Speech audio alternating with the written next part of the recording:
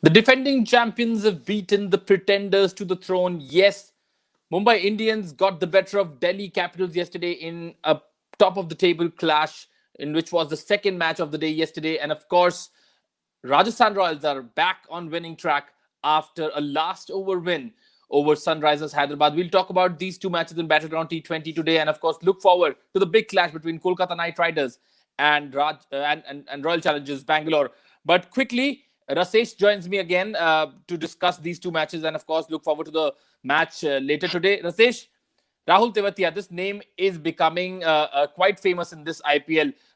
Again, you know, helping Rajasthan Royals get out of jail yesterday. That's right.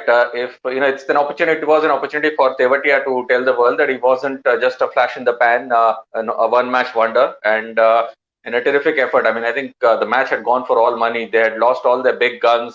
Stokes' return turning out to be a disappointment. Stokes out in the heart, promoted as an opener, failing. Smith was out. Butler was out. The run scoring was difficult, and then for Tewatia and Riyad Barak to turn it around in the final few overs. So a terrific comeback, the kind of stuff that had done it in the past. But Tewatia managed to do it all over again, and basically sort of disrupted the SRH sort of winning module. They rely upon defending middling totals with their effective containment bowling. But towards the end, Tewatia and Parag were successfully able to sort of raise the scoring rate, and they were needed about 39 over for the last 4 overs, and they managed to do it. And we now know that Parag can know to celebrate as well. Quite a bit of a dance jig towards the end as well. So yes, some life into Rajasthan Royals' fortunes, as they were coming off a losing streak. Right, that was Bihu that he performed there at the end of that match, traditional Assamese celebration. But yeah, I mean, these are the kind of matches, these are the kind of upsets perhaps which disrupts the IPL table. And obviously, Rajasthan Royals back in contention for perhaps a place, but they still have their task cut out. I think a lot needs to be done. Stokes' return, as we saw, doesn't guarantee anything for them. They need to get together and play as a unit to win. But Sunrisers Hyderabad, they will be disappointed. This was a match which was in their bag, but they couldn't finish the job. Perhaps missing the Bhuvneshwar Kumar effect towards the end of the innings.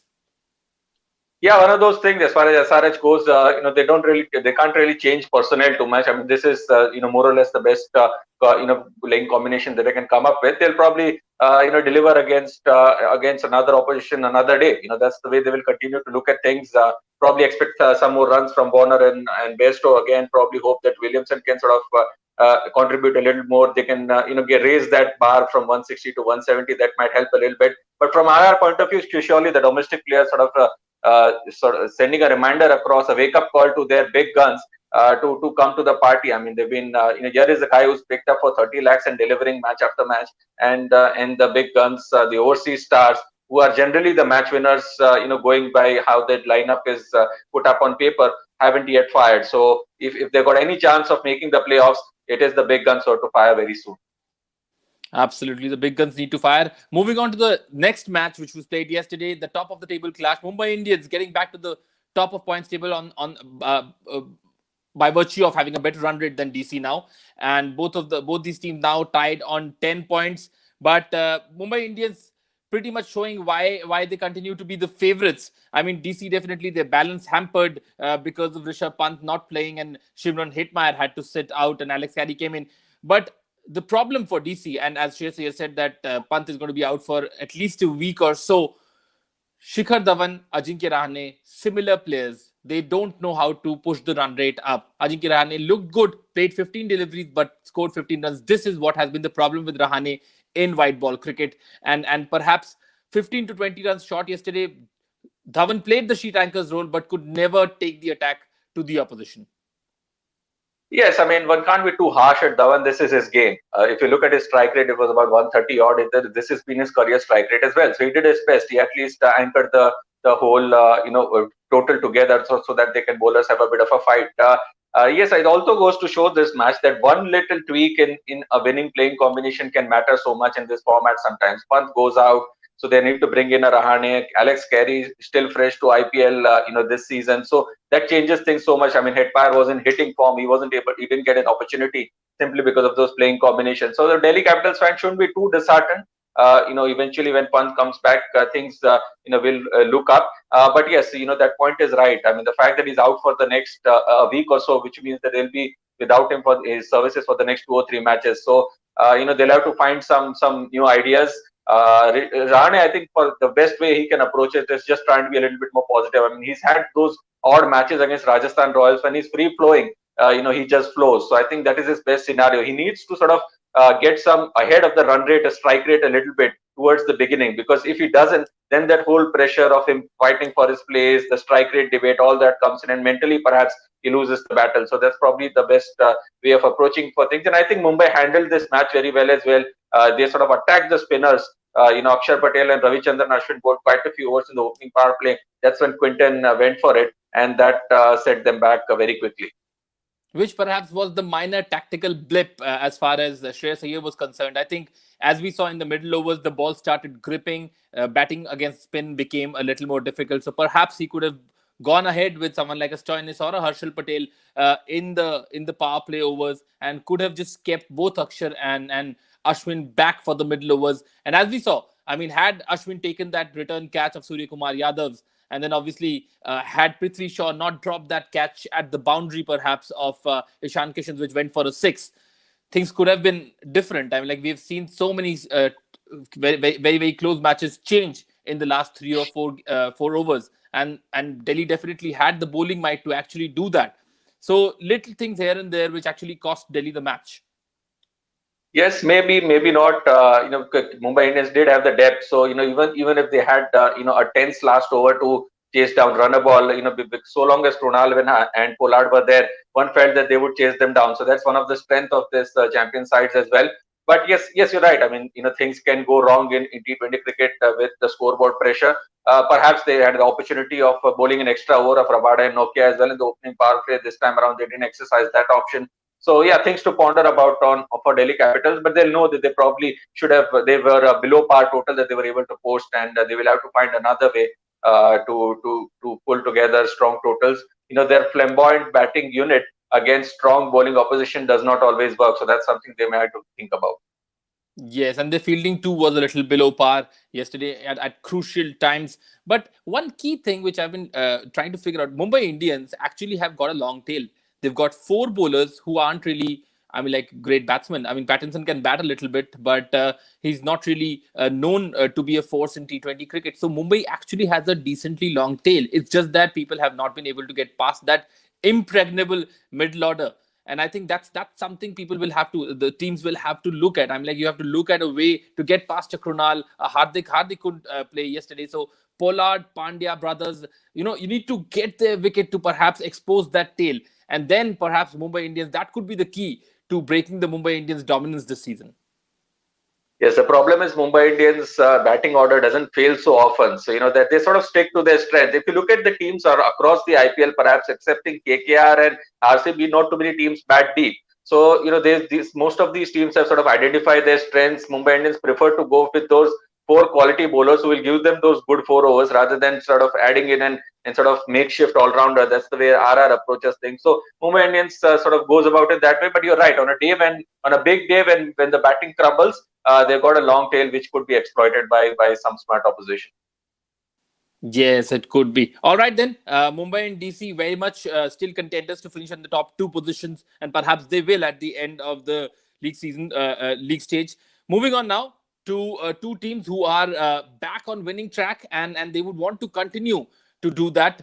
RCB, led by a resurgent Virat Kohli, and of course KKR with Dinesh Karthik also finding form for them. Big match for both these teams. Rasesh, KKR have managed to get themselves out of difficult situations. They've managed to defend small totals in the last 2 matches, but it might be a little difficult against a team like RCB who've got their captain in super form now.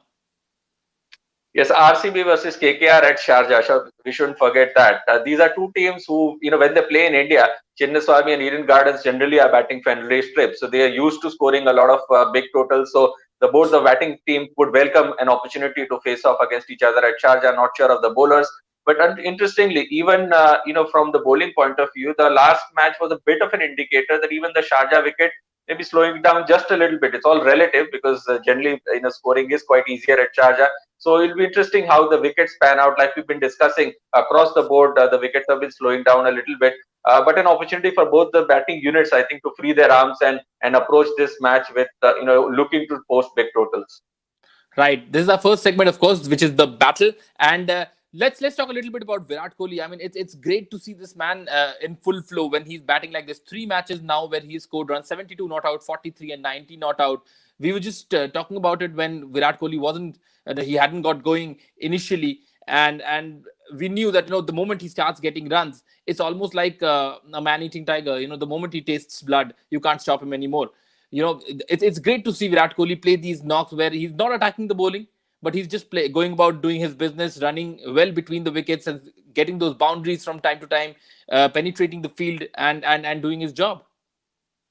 Yeah, credit to him for that previous knock. I mean, we've seen some outstanding innings from him over the years, but this is probably, if you just look at his game per se, his least preferred format, where he can potentially be the least impactful, and yet he managed to come up with that innings in the previous match. So and he didn't have an AB de Villiers at the other end. He didn't have someone hit striking big at the other end. Even when he was batting with a Dubey and a Sundar, Virat was the one who was doing all the striking. So he'll take a lot of confidence from that knock, particularly the manner in which he got those quick runs towards the end. And he was so happy executing that that swipe, behind square leg, the shot, the 360 play that de Villiers generally performed. So he'd be thrilled that he was able to execute small thrills for a big player.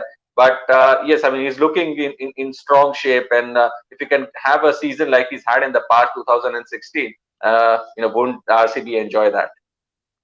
Yes, Chris Morris, important addition to the to the Royal Challengers Bangalore, playing 11. Made his impact in the first match itself, picked up 3 wickets, known for bowling in the death, pretty much a T20 expert, specialist. Had a good time with DC in his first 2 seasons when they were Daredevils, of course. Here's a man who knows the format. Here's a man who knows the tournament, and coming in towards the business end, perhaps, of the league phase, he will be a very, very crucial player for RCB. Yes, a big addition to RCB. He's the good thing about his addition is he adds a little bit more teeth to their bowling. He can bowl in the opening part, he can bowl in the death overs, and then he's a big striker of the ball towards the end as well. So a very useful addition to RCB.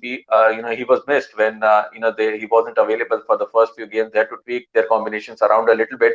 And interestingly, there are, I think this time around, probably the two bowling combinations are fairly evenly matched, because remember, KKR have got some worries on their front. We don't know if Russell will be able to play. If he plays, whether he'll be able to bowl. If Narayan plays, if he plays, whether he can bowl the same way with the same freedom with his action under scrutiny. So some worries there, some readjustments to make for KKR. So these two bowling units are looking fairly evenly matched in conditions which will not be conducive to them. Actually, I'm a little excited with all these problems for KKR, because I would really want to see Tom Banton bat alongside Shubman Gill. Two young stars. I mean, Banton has already showed he belongs to the world stage with his performances in BBL. And Narain, I mean, he's been reported now. Perhaps Kuldeep can come back as a second spin option, and we can actually see some exciting cricket at the top of the order for KKR. KKR, not really a team which goes hammer and tong because of the kind of batsmen they have, except for Russell perhaps, or Morgan has the ability towards the end of the innings. So it'll be interesting to see if Banton comes in and two youngsters can perhaps take the attack to RCB. But I think the only way they will, draft a Banton in is if Russell is unavailable, because I don't think they want to give up on Sunil Narine yet. He's been such a key bowler for them, particularly in the past few games, the way he's been able to contain the batsman. And if they drop him now, that will be an indicator, a message that they are also worried about his bowling action. So they might want to stick around a little bit. I don't think Narine is going to bowl those quicker deliveries anymore. So that might just make him a slightly weaker bowler, in the sense not the sort of same range of bowling that he does.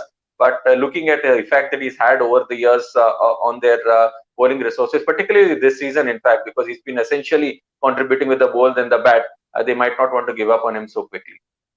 Yeah, they might not, but he's not really picked up wickets, but still very a key player in terms of the strategy that KKR has in place. Bowling the tough overs, and he's been doing well. Bowling the tough overs, indeed. Bowling the tough overs towards the end is what Narain has been doing. All right, moving on to our last segment, which is the trump card. Rasesh, you have picked up Shubman Gill. Expect another half century from him, perhaps. And I have gone in with Virat Kohli. A batsman's game, Sharjah, of course. So looking forward to these two top quality batsmen contributing today. Yeah, that's right. It should be an exciting, opportunity for all the viewers as well. I mean, it's a batsman's game. You're right, Sharjah. So expect the top order to deliver. And you picked up Virat. I could very well have. It's just a swap. I mean, and either of them could work. But I think Shubman, because he's been looking at good touch, and I think this might just be his opportunity to know that there's not much of movement initially, so maybe able to play a little bit more fluent game. So it will be a good opportunity for him to register a tall total. Who knows, go on to score a really big one. And then for Virat, of course, less said the better. Once he's in form, he's an ominous player. Yeah, and he would want to finish on the top of the tree. He's extremely competitive. We know that, and now he's got runs under his belt.